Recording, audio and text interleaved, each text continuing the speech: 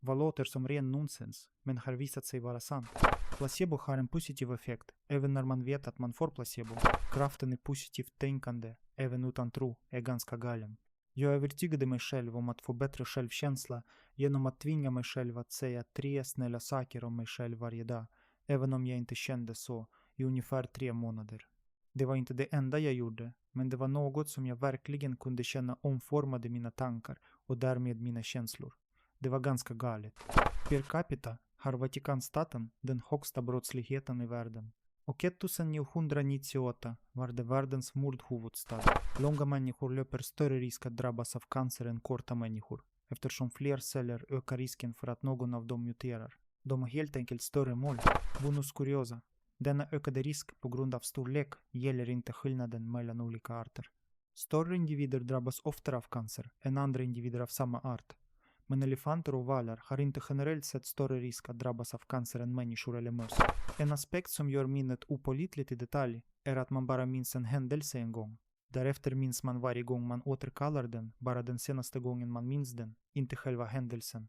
Minnet är ett telefonlek vi leker med oss själva. Tumbleweeds är inte inhemska i Nordamerika. De är invasiva. Den tiden går bokstavligen i olika hastigheter beroende på var du befinner dig. På grund av gravitationen och relativitetsteorin tickar en klocka på golvet lite långsammare än en klocka på en hylla. Och forskare har faktiskt mätt skillnaden med otroligt precisa atomur. Det var helt otroligt när jag fick reda på att GPS, en produkt som jag använder varje dag, faktiskt måste korrigeras för gravitationens tidsfördröjning enligt den allmänna relativitetsteorin. Ibland när du flyttar blicken för att titta på en klocka verkar sekundvisaren fastna ett ögonblick, eftersom din hjärna i efterhand redigerar ditt minne av den tid då dina ögon rörde sig, så att du tror att du har tittat på klockan längre än du faktiskt har gjort. Ett helt huvud med friskt människohår har tillräcklig draghållfasthet för att lyfta och bära en fullvuxen elefant. Det finns fler stjärnor i det observerbara universum än det finns sandkorn på alla stränder i världen. Och det finns 30 gånger så många träd på jorden som stjärnor i vår galax. På samma sätt innehåller en enda droppe vatten fler atomer än det finns sandkorn på jorden. Atomer är mycket små. Det finns fler sätt att blanda en vanlig kortlek än det finns atomer i solsystemet.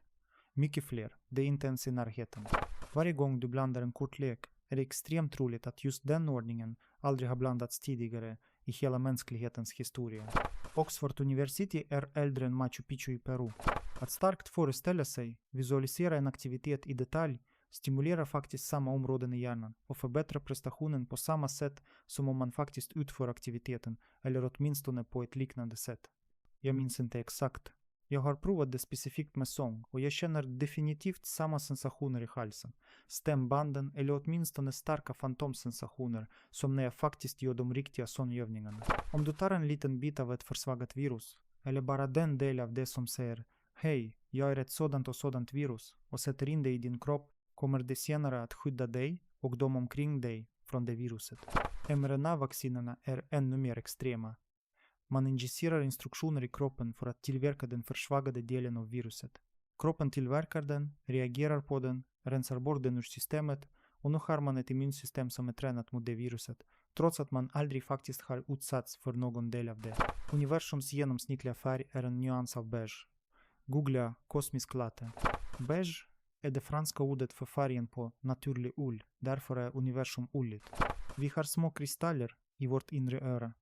Om de hamnar på fel plats kan det störa din balansförmåga. Ibland är det möjligt att få dem på plats igen genom att röra huvudet på ett visst sätt. Jag är logoped. Jag studerade audiologi och tal och hörselmekanismernas anatomi, men det var för över 25 år sedan och jag har aldrig hört talas om dessa kristaller. Tydligen upptäcktes de före den tiden, så jag vet inte varför vi aldrig lärde oss om dem. Min mamma berättade att läkaren bad henne röra på huvudet för att få kristallerna på plats igen och jag trodde att det var en ren bluff tills jag slog upp det.